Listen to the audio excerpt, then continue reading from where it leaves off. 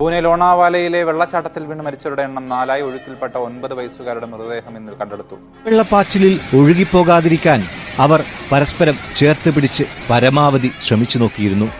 പക്ഷേ ജലം കൊണ്ടുപോയി.